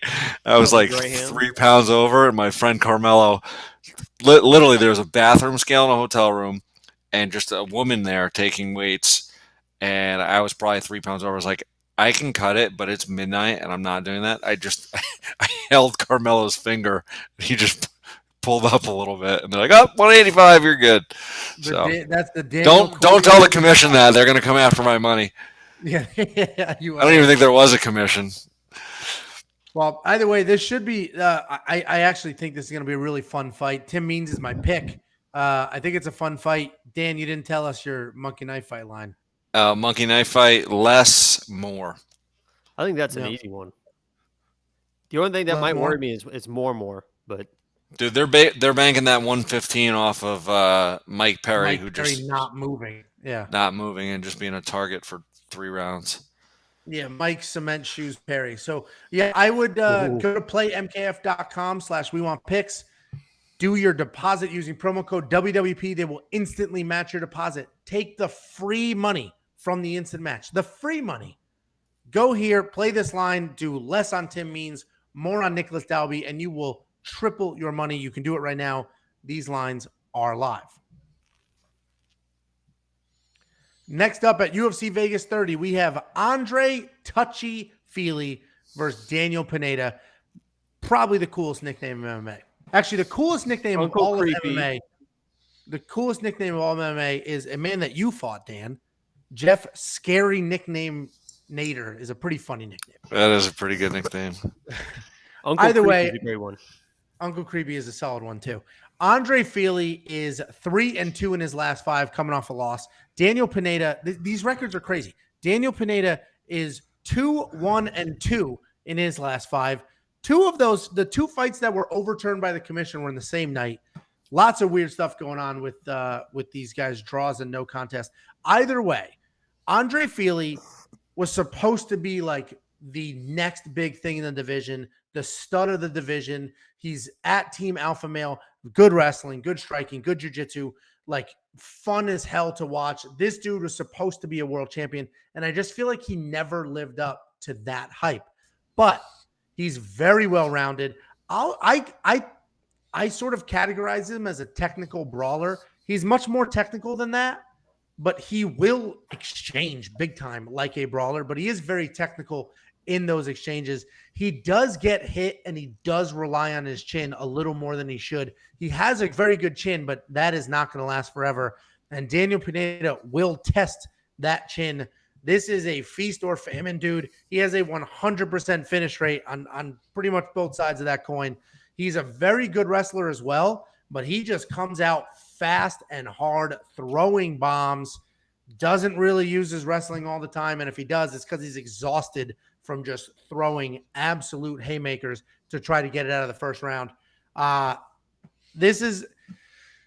have Andre Fili winning this fight, but Daniel Pineda is a solid underdog pick here. But I do think Andre Fili's, he is more technical, and I think he will avoid the giant haymaker bombs of Daniel Pineda, survive that first round, then grab some momentum and go ahead and pull out a win. So I have Andre Fili winning this fight. I don't love -225 odds. I don't necessarily love the $8,900 DraftKings price tag because Daniel Pineda does hit hard and is willing to throw everything into those strikes. But Jacob, I know you're an Andre Fili fan. What are your thoughts? Yeah, let me start first with Daniel Pineda because he is a great talent. And I think they set him up against Cub to kind of be that changing of the guard fight. I think he was supposed to win that fight. And I think that he thought that he was just going to run through Cub. He kind of had his hands low. But the second that Cub started hitting him, like actually hitting him, it almost looked like he lost interest in the fight. He got clocked. He got hit pretty good in the second and almost like turned his back and was just kind of walking away. Like, I don't want to deal with this fight anymore. It was tougher than I thought it was going to be.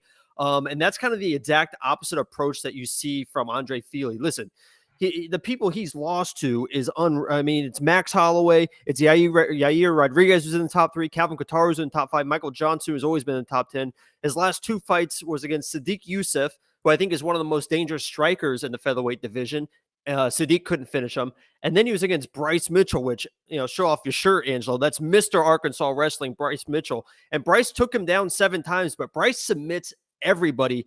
And he was able to survive versus Bryce Mitchell, stuffed a few of those takedowns, and Bryce Mitchell's got incredible, takedowns. So I just love Andre's toughness in this fight. I think, Pineda is very, very talented, but I think if push comes to shove, when things get nasty, if there's adversity to overcome, Andre Fili is going to overcome that adversity. I think he's still the fighter that we think he is. He's very, very talented. He just kind of ran into a couple buzzsaws along the way. So I think he's going to win this fight. I think he's probably going to dominate this fight. I think he's great value at $8,900.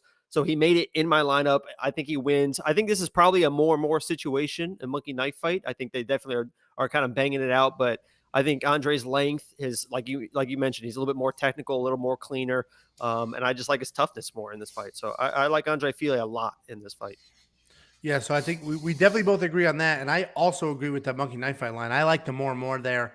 I do think they'll go at it. Daniel Pineda may get past 38 in the first 3 minutes. Yeah, the only thing that would worry me is Pineda has a great front kick. He was chewing up Cub's leg really, really well. And Andre Fili is kind of those lanky guys that, if his front leg gets torn up, it could be an issue. So that's something to look out for. Danny boy, what are your thoughts? Yeah, no, I agree with a lot of what you guys said. I'm not going to put Fili in my lineup. I think he probably is the side, but I agree with you, Angelo. I think Daniel Pineda is very live in this, and if anything, he's probably the value here, both from betting and DraftKings standpoint. So I don't know that I'm going to touch it yet. I'm going to dig a little bit more into tape this week, but I feel like $8,900 minus 225 is a little high for Fili. Monkey knife fight, that's the one I feel most confident about. More and more, I think both these guys are tough. They're good. I think there's going to be, I wish Fili was a little bit lower, but I think they're both going to have a ton of strikes. So I'd go more and more on monkey knife fight here. I'm probably going to play that right now, actually. Yeah, I think that's my most confident play here. I do have a bet on this fight at under 2.5 rounds because I do think Daniel Pineda will continue that feast or famine streak. He's stopping or getting stopped. Feast or famine. And the rounds hasn't been stopped since 2016, and that was against Yair. So there you go. Well, then Daniel Pineda gets stopped. Very simple. That's why I did the under on the rounds. So, and the rounds are 2.5. It's basically, anything other than a decision, I should get taken care of there. So if you want to place that bet, go to WeWantPicks.com/bets, grab one of the options, sign up, make a deposit, place the bet. After you sign up, let us know, reach out to us, and we'll go ahead and we'll Venmo you $20. And what are they offering right now? They're giving you 50% match on your deposit. There's a few different options. They'll either give you 50% match up to $1,000, or you can grab some of the other matches and let us know, and we'll just send you $20 real, no strings attached in your Venmo account and do whatever you want with. And if you want to play this line, we're all very confident in the more and more here. If you want to play this line, go to playmkf.com/WeWantPicks. Code W, grab it free and play that free money on this line. Mm-hmm. Next up at UFC Vegas 30, we have Kennedy Nzechukwu versus Danilo Marques. Kennedy Nzechukwu has a pretty quick turnaround here. We just watched him come off of a really nice come from behind bin. Danilo Marques is 4-1 in his last 5, coming off of 4 wins in a row. Kennedy Nzechukwu is 4-1 in his last 5, 2 wins, a loss, and then 2 wins. We just saw Kennedy Nzechukwu about 3 months ago take a beating, an absolute beating, and then survive the beating and get a knockout of his own against the very technical, very good striker, Carlos Ulberg. Danilo Marques has solid grappling, lots of takedowns, and that is absolutely 100% his path to victory. I think, Danny, you and I won some money on him in his last outing just a month ago as well. No, you didn't. I did. No. I lost a lot of money on him. A lot of money. Kennedy Nzechukwu. You did not take him against Mike. I'll have to go back. I'm not going to. I know for sure. I'm not going to die on that mountain, but I thought I took him to win. But I'll have to go back. Let's put it this way: if you took him against Mike Rodriguez and you knew what I bet on him or on Mike Rodriguez against him, you'd still be giving me shit about it. Then maybe I'm going to go back into a video and watch it and see. I don't remember at this point. But Kennedy and Nchukwu, the interesting part about this fight is he was the underdog. He opened up as like the plus 130 underdog, and this line flipped. He's now the favorite. And in some books, Danilo Marques is a plus underdog. But the line flipped. The money came in on Kennedy.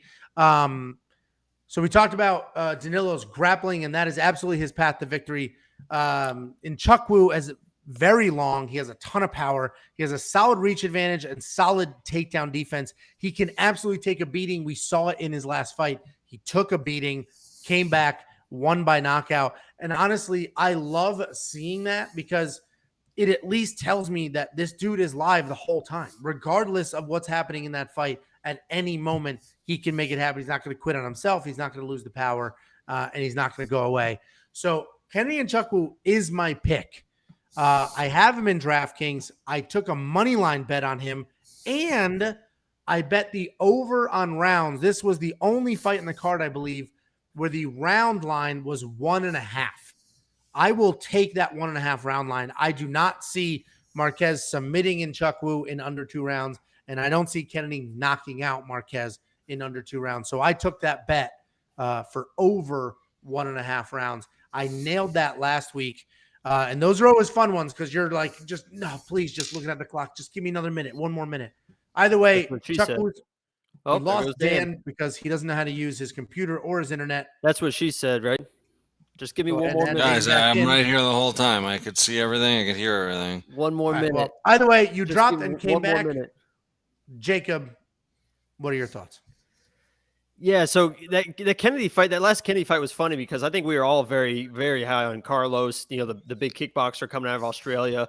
And that first round, I don't know if he really got beat on, but he just kind of shelled up. He didn't do anything. And we're all like, what the hell is Kennedy doing? He was just literally just a high guard against the fence and just letting Oberg just tee off on him. And the way it paid off, it's like he knew what was going to happen. He said, I'm going to let this guy blow his gas tank because Oberg just got to a point where he could not even take a step without almost passing out. So, he played the game. I don't know if that was a game plan, but the way it panned out, it seemed like that was a game plan. Just shell up, let him blow his load, and then he came in with all of a sudden he just flipped the switch and looked fantastic. I agree with you. I think Marquez's path to victory is to get to the ground to try to win submission, but, Kennedy's takedown defense is very, very good.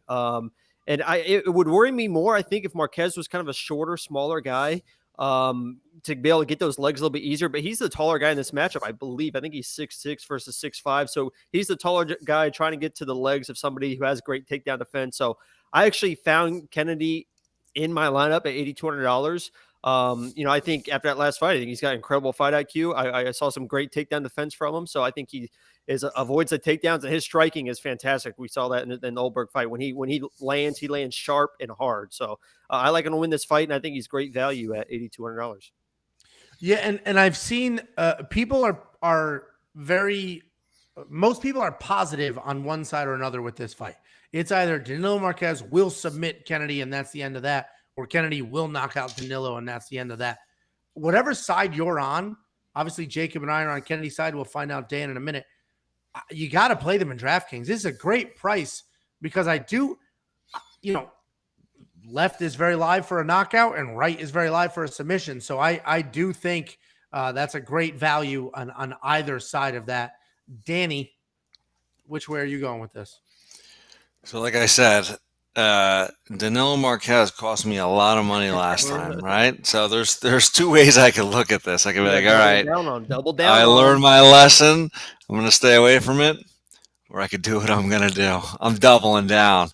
I'm taking Kennedy and Nchukwu in this fight.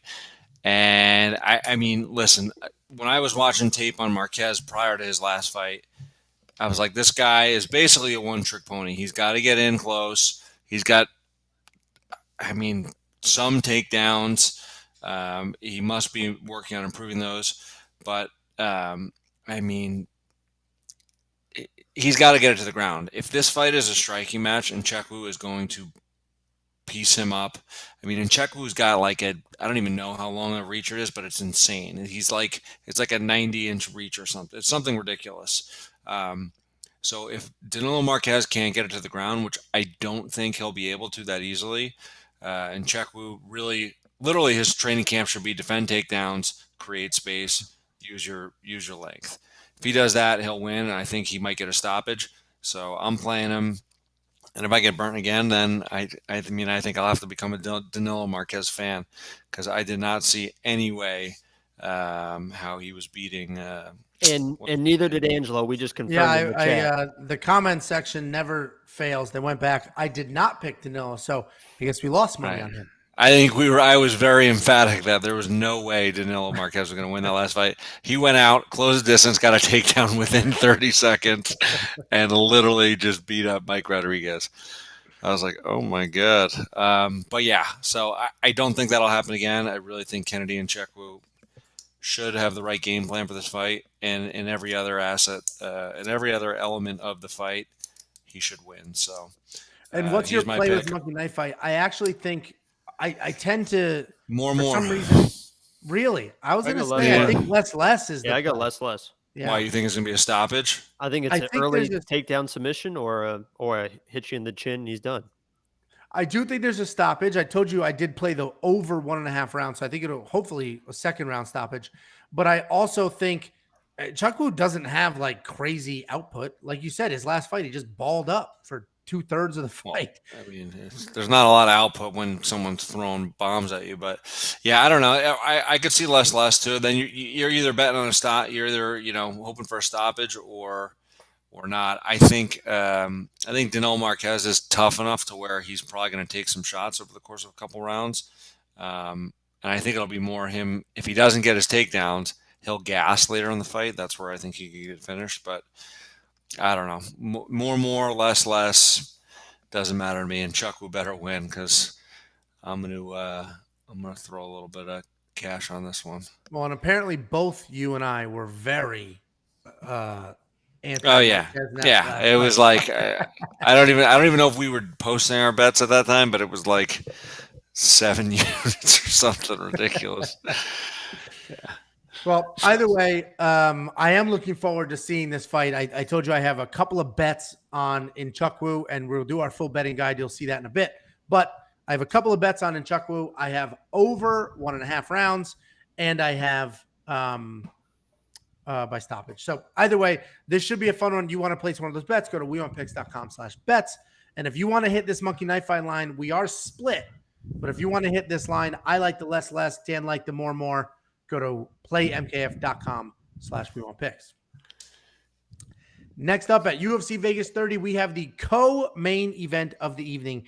We have Tanner Boser versus Ovince St. Preux. Ovince St. Preux, his second outing at heavyweight. He is 3-2 in his last 5, alternating wins and losses.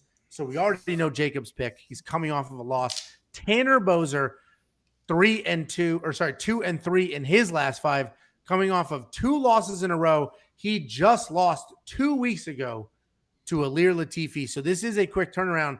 And if you've seen any interviews with him, he's very aware how he looked in his last outing, and is very all aboard the I need to win this fight to save my career train. That does make this a little more interesting. Not that fighters think they can lose a fight, but the fact that he's very open about this is not an option for me, I have to win, is interesting. Ovince St. Preux, very dynamic, a ton of tools, big, strong guy. He is a light heavyweight, but this is his second outing at heavyweight. His first one was against Ben Rothwell. And honestly, I thought he looked good in that fight. He just needed a little more output, but he was landing when he wanted to land, moving when he needed to move. He just wasn't as busy as he should have been, but I thought he could have won that fight if he turned up the gas just a little bit. He hits very hard.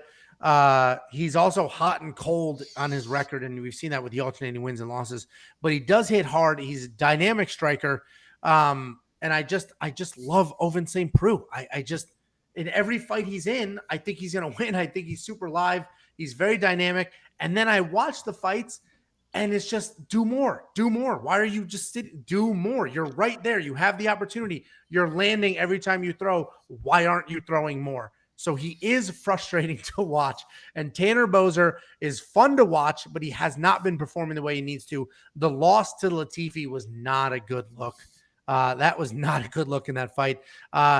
He's been, as I mentioned, very open in those interviews that he needs to win this fight. I think Tanner Boser comes in here, brings the pressure, puts it on Ovince St. Preux, but I'm hoping that forward pressure and sort of the weirdness in some of his style brings out the volume in OSP, and OSP wins this fight. I do have a money line bet on him at plus odds. He has more ways to win, and all you need from him is volume. If he does have the output, he wins the fights. His issue is when he just picks shots and moves and doesn't put it out there, that's when he gets into some trouble. So I'm hoping Tanner's forward pressure brings it out of Ovince St. Preux. I hope Ovince St. Preux wins this fight. I put a bet on it. Dan, what are your thoughts? Yeah, I don't think Ovince St. Preux is going to win this fight. I mean, I do think, listen, Ovince St. Preux is good. He's won a lot of fights where I don't think he necessarily should have won. But, you know, you had mentioned him in heavyweight earlier and you thought he looked good. Okay, I thought he looked okay, but what I also thought was he looked slow. And like you said, didn't do enough. Tanner Boser's a legit heavyweight, and I think he's one of the faster heavyweights in the division in terms of striking. He's going to be in and out. He's going to be picking them apart. He's not going to be, you know, like Ovince St. Preux lands big shots when guys come at him aggressively, and he can kind of wait for that big counter shot, right? I think Tanner Boser is going to be in and out, picking shots, playing it safe, and probably coasting to a decision. The other thing I think that OSP doesn't do, and it drove me crazy his last fight, is, he was fighting basically a guy that was a pure striker, and he just sat there and took shots. He didn't even try to shoot a takedown. So, you had said he has skills everywhere. I would agree for the most part, but where I don't think he has skills is pure wrestling. He never really goes for takedowns. And I think in this fight, to be honest, he's going to get picked apart by Tanner Boser, who's a legit heavyweight that moves like call it a middleweight. And Ovince St. Preux is a light heavyweight that moves like a super heavyweight sometimes. So I think Tanner Boser is the side here. I don't know if I'm going to put him in DraftKings because I do think it will be a bit of a point fighting contest. So I think he will win a decision. $8,300 isn't that cheap. So. But I like him to win a decision victory in this fight. All right. I'm surprised at that pick. I think we both picked OSP in the Ben Rothwell fight. I could be wrong, but I thought we both had him. I picked him last fight against Jamahil. I forget his last name. Jamahal. I was like, all he's got to do is get it to the ground, and then he sat there. And he did it right the first round striking, and then he just literally took shots against the cage and just waited for the ref to stop instead of even attempting a takedown. So, well, and that Ben Rothwell, just a reminder, that was a split decision. So he did look good. And when I say look good, I mean he fought the biggest, lurchiest guy in the division and got off the strikes and did what he was supposed to do. He just didn't do much. Slow is a perfect word for him. Ben Rothwell has, I think I'm going to coin my own term here. Ben Rothwell has split decision pace written all over him. Every fight, it's like, all right, we're going to make this ugly. I'm going to hug you a lot and get a little bit more out of it. But yeah, fighting Ben Rothwell and losing a split decision is kind of like, Ben Rothwell does that really well, right? He's going to make you work. He's going to make you slow. It's just enough. Yeah. Jakey boy, you keep looking at your TV to watch a stupid basketball game. We're not here for that. We're here for this. What's your pick? I have no idea. I have no idea who's going to win this fight. I think it's going to be a ton of fun. I hope OSP wins. I like OSP. Nothing against Tanner Boser, but I think this is going to be a perfect co-main event to the main event because these are going to be more of a brawling, sloppy type of fight where the main event is going to be very technical. Could be slow pace. I think this one's going to get a little wild at times. So I honestly have no idea who wins this fight. If you want to put either one of these guys in your DraftKings lineup, more power to you. I would stay away from both guys, but I hope OSP wins, so he'll be my pick in this fight. All right, well, 2 OSP picks, one with logic, one with heart, and then Danny Boy going with Tanner Boser. The strike line, I think, I think more and more, because I think Tanner Boser is definitely busier. Ovens has a low line because he doesn't have a ton of volume, but 32 is a very low line. As I mentioned, I'm hoping Tanner's volume and forward pressure drags it out of Ovens, so it'll bring some more volume there. So I like more and more. And I'll tell you too, another monkey knife fight. It's not just UFC, guys. It's NBA. And right now I have a 5x5 going to hit $150. That's all hitting right now with 5 minutes left in the game. So there's plenty of sports you can play on there, including MMA. So, play around and enjoy monkey knife fight for sure. It's a lot of fun. You got anything on Bet Online? I got my brother on Bet Online. He's I have doing a live future bets on NBA games. Well, right now. the best bet I've ever made was a future bet online for the Colts. I think it's 20-1 odds to win the AFC. Carson Wentz, baby. We're coming. Well, either way, playmcaf.com/weonpicks for monkey knife fights and weonpicks.com/bets for Bet Online. Grab one of those options. Let us know. We'll send you some money. Next up at UFC Vegas 30, we have the main event. We have Cyril Gane versus Alexander Volkov in a heavyweight striker clash. Cyril Gane, 8-0, undefeated, so obviously 5-0 in his last 5. Alexander Volkov, 3-2 in his last 5, coming off of 2 wins in a row against Walt Harris and Alexander Overeem. This is striker versus striker, both big heavyweights, both genuine heavyweight strikers who are very effective. Don't let Cyril Gane's last fight sort of ruin him, if that makes any sense, right? His last fight, he went out there, didn't do much. It was one of the slowest, most boring heavyweight fights I've ever seen, at least in the modern era, especially with 2 giant strikers. He is a very fast on his feet, very agile point striker for the most part. He does possess knockout power. We just haven't seen an incredible amount of it. He moves really well. He's very technical. And honestly, if he fights like the way he fought Rosenstruck, he will lose. With that being said, Alexander Volkov, there's a big difference in MMA experience between these two. Massive difference as far as MMA is concerned. You can see that in their records. Alexander Volkov has as many losses as Gane has wins, and Alexander Volkov has a very good record. He's also very heavy-handed, and every fight he looks better and better and bigger. He made a conscious effort to put on weight and become a bigger person, and he has absolutely done that. I think Volkov wins this fight. I think his MMA experience, his length, and I think technically they're pretty much the same size. So when I say length, it's the way he fights at length.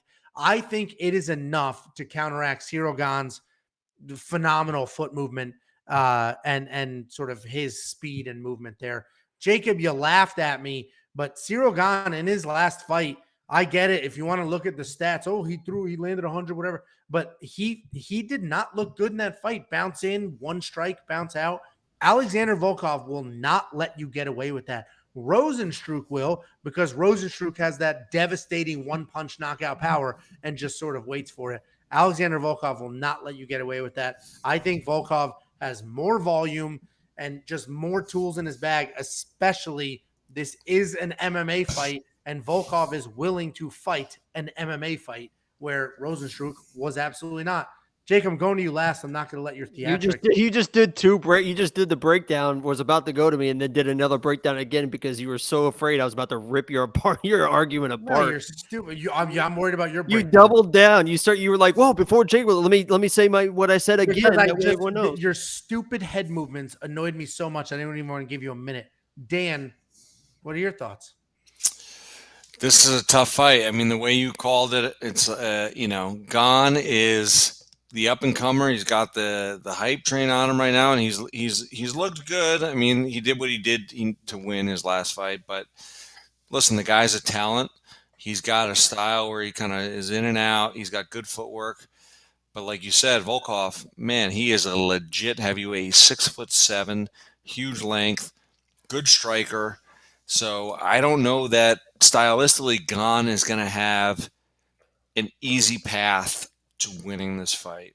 I know the odds say he's the heavy favorite. He's certainly the more athletic fighter, but man, there's some intangibles here that are really favoring Volkov, I think.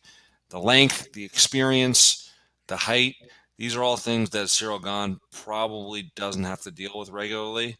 To me, it's kind of a pick'em fight. So depending on how your DraftKings plays out, if you've got enough money, you could go either way with this one. I think the value's on Volkov.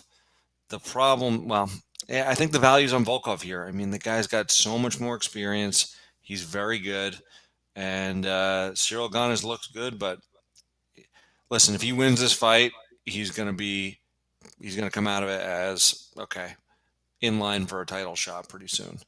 If he doesn't, they're going to be like, all right, it was too early. So I think we're going to find out a lot about Gane in this one, but I'm leaning towards Volkov in what I think could be a very competitive, close fight.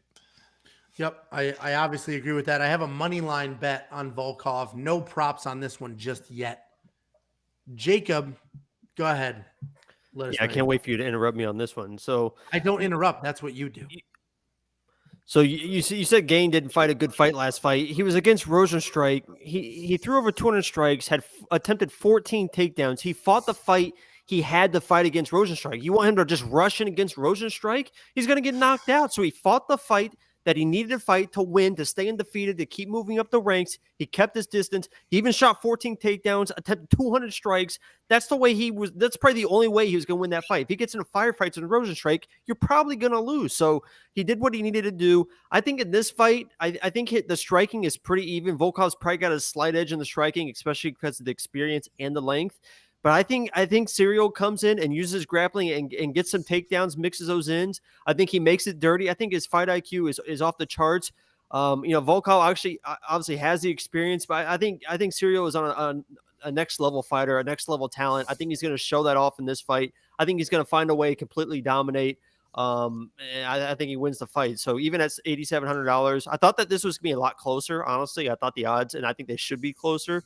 I think this is honestly a little bit disrespectful to Volkov and his resume, but I think Ciryl is just the better talent in this fight. So I think he wins, and he's in my lineup. But before I compliment you for making a really good point that I actually forgot to mention, you're calling him Cereal.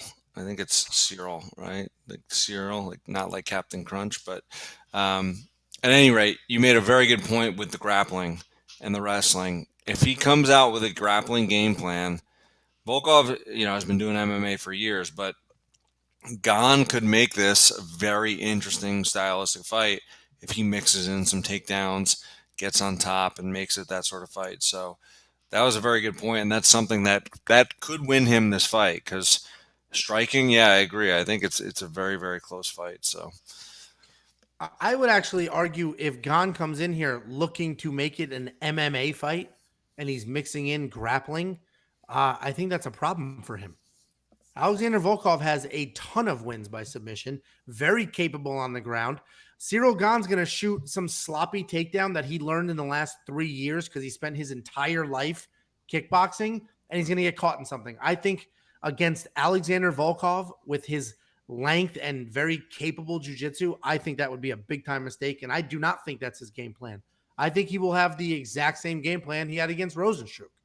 Jump in, throw a couple strikes, jump out, and try not to be on the wrong end of a Volkov. Going to be a lot harder for him to do that game plan against a 6'7". Agreed. And I think he loses. That's why. Right? Yeah. I'd be interested. I think he's such an athlete that at heavyweight, there's only so few guys with the athletic ability to truly shoot like a blast double leg. You know what I mean? Like, he's one of those guys. So there's going to be looks that he can give that most heavyweights can't give. So that's one of those things where Jacob's like, I think that's what you were trying to say, Jacob. He's got the athletic ability to really shoot a blast double leg that, you're not going to see Derek Lewis or somebody, another heavyweight really do. So, well, I think it's better for the division if Gane wins. Big, undefeated heavyweight. Like, I think it's much better for the division. He looks the part. He looks like that next guy for sure. 100%. I think it's better for the division, and I actually would prefer if he won, because we've already seen Alexander Volkov lose to some of the 1, 2, 3 in the world. Where Cyril Gane comes in here, makes something happen. I actually would love that. I just don't see that happening, right? I think Alexander Volkov, styles make fights. I think he's better at range, better at using the reach and the length, and at the end of the day, he's the actual mixed martial artist. And his record shows that, the experience shows that. So I think he wins. I have him in my lineup. I've got a money line bet on him. I'm all in on Alexander Volkov. So if you want to place a bet, wewantpicks.com/bets. And if you want to do Monkey Knife Fight, which I think we will all agree is more on this line. And just a quick update. I'm a minute 30 away from hitting this 5x5. So not only do they do more or less stuff with MMA fights, they also do MMA fights. You can do 4x4s, 5. There's all sorts of different stuff you can do to increase. These are 3 times odds, which is just unreal already. But if you want even bigger odds, there's ways to go about getting that too for all your plays. So. Yep. Go to playmkf.com/wewantpicks. Thank you for the watch. Check out our full DraftKings breakdown, our full betting breakdown, and our full Monkey Knife Fight breakdown, where we walk through every single one of our picks and plays for you. And don't forget, this is a stupid early card on Saturday. Stupid early. I think this kicks off like noon Central Time. So be ready. Have all your picks done. Have your research done. Don't wait till Saturday at lunchtime to start getting it done, because it'll be too late by then. We'll see you on Saturday. All right, we can stick around for the chat for like 2 or 3 minutes before we hop off and film the other stuff. Yeah, we're still live, so don't say anything crazy. Yeah. So if anybody has any questions, ask now. Otherwise, we're going to hop off because we have to film DraftKings and betting. I literally am a minute 30 from hitting this 5x5. Right, we'll I'm so glad you guys warned me like that when we were done, because that's normally where we just open up and unleash on each other. I thought Angelo maybe thought that we like had stopped, because the way you were about to be like, all right, you dumb, like just start laying into us. I was like, oh, we're still live. That's. So I just need in this game, I need Reggie Jackson to not score another point, and I'll win this 5x5. We're just gonna watch. How much time is left? They're reviewing something right now, but it's a minute 30 left. Dan, do you have bets? Are we doing a betting guide? Point game. Yeah. I got a couple. Well, start texting them to me. I mean, this is absurd. It's 10:30 at night. We're watching Jacob watch basketball, and I still have to write up all your bets. Just so everyone knows, they're an hour in front of me. So it's 11:40 here, all right? And Angela's crying about 10:30 at night. Oh, we're an hour behind you, Dan. Yeah, behind you. Whatever hour. I bet Dan lives in Florida, and he says, "Oh, come down to New York." Idiot. Yeah, no, I don't, and that wasn't funny either. Yeah, that was pretty brutal. My whole family does that. That's why I just talked to my family today. We're gonna fly up to New York while you're up to Florida. You're just botching this. Jacob, did you hit this stupid thing yet? I mean, they're still reviewing it. Jesse's 8:30, and so she must be on the West Coast. What is she? Sorry. See, I told you. I thought it was a she too. I told you, Jesse. No, I knew Jesse was a he, but I was thinking of what's her name? I'm going through the chat now. Yeah, she's Jill? Kayla? Yeah. Anyways, 8:34 on the West Coast. I am jealous. West Coast, man. 3 hours before. Central's the best. I do like the only way that I didn't think about either is that day traders on the West Coast, they start at 6 or 7 a.m. and then they're done by 1, I think. So that would be nice. Jacob, what's the time? Fights? If it's fights going were to start again. It's going to start again. If fights were over, rolling. No Reggie Jackson at like 10 o'clock at night. Oh my God, I'd be so happy. It's funny you say that. I was saying the opposite. Because the problem is then your kids are around. I like my kids to be in bed so I can just watch the fights and enjoy myself. You can figure that out. There's plenty of responsible people on Craigslist that I could find to watch my kids. But yeah, I mean, listen, I'm good when it ends by like midnight, 11:30. But when the main event is starting at 1 a.m., I'm like, oh, this, because then I end up getting all amped up. I stay up. It's next thing you know, it's 3 in the morning. And speaking of kids, the next morning they're jumping on top of me at 6:30 in the morning. Chris, I got 20.5. He's at 19 right now. So the 5 I played was Paul George 31.5. I took less. He's at 20. I took Rajon Rondo 4.5 assists. I took less. He's at 4. Devin Booker was at 31.5 points. I took less. He's at 18. Reggie Jackson at 20.5 points. I took less. He's at 19. And then Ayton 10.5 rebounds. I took more. He's at 14. So those are pretty much all locked in except for the Reggie. Because he's still playing right now. So, all right, guys, I'm getting hate texts from Angelo to send him my bets. So, let me focus on this for a second. Send him over a couple of my bets. We gotta type this up. We gotta film. I gotta edit. There's lots of stuff to do. The rendering. No, it's 20.5, not 19.5. Yeah, Joe T, hit me up. Good meal prep. I know. Honestly, what I've done in the past is I found a local place that does some meal prep. I always like that because I can go pick it up on Sundays and then have it for the week. But I also know, like Glover when I used to go and visit him, he has whatever the UFC did. What's the name of it? What's the name of the UFC meal company? Anyways, Google it, UFC meal plan company. So he'd be like, oh man, they give me like 4 meals a day. And when he's not in camp, he's not eating them. So we would eat those and they were good. They were good. They're healthy, like a good mix of everything you need if you're working out, carbs. Wait, they give him those even if he's not in camp? Yeah. He's sponsored year round. Oh, that's pretty sweet. Yeah. Think about it. Think about how many weight cutting problems they've solved by giving these guys people the tools to eat have a this. good diet, right?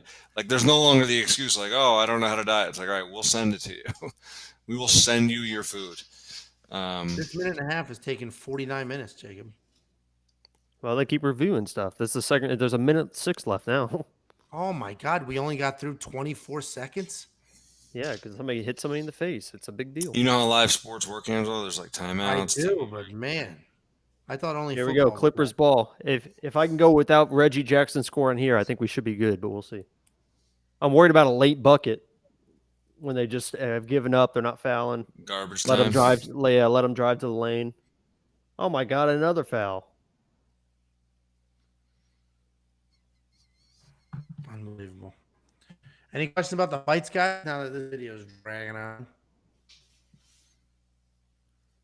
I mean, we can just end it. We don't have to watch this, but I don't even have. I feel like I'm invested now. You're gonna hit a 5x5. 5x5, $10 to win. There's gonna be like 7 fouls over the next couple of minutes. Yeah, just tell me in a few. Angelo, I'm gonna jump off. I'll send you what my bets so far, but definitely check back for the later. Don't jump off. We got to film a video. Oh, no, I have to end this and start a new one anyway. So we're all gonna jump off. Let us know in the comments what your picks and stuff are. We'll be back with Jesse. You didn't know Jacob's lock of the week. It was the first fight of the entire card. Yancy Medeiros. Check this out. Oh, I think that was my question to answer, but thanks for that. You were looking at the TV. You were looking at the TV. And he didn't say, Jacob, what's your lock? He said, what's Jacob's lock? Anyway. Yeah, no, you're good, man. Let us know in the comments if you have any questions. We're going to be filming our betting and DraftKings, so check those out when those drop. Thank you all very, very, very much.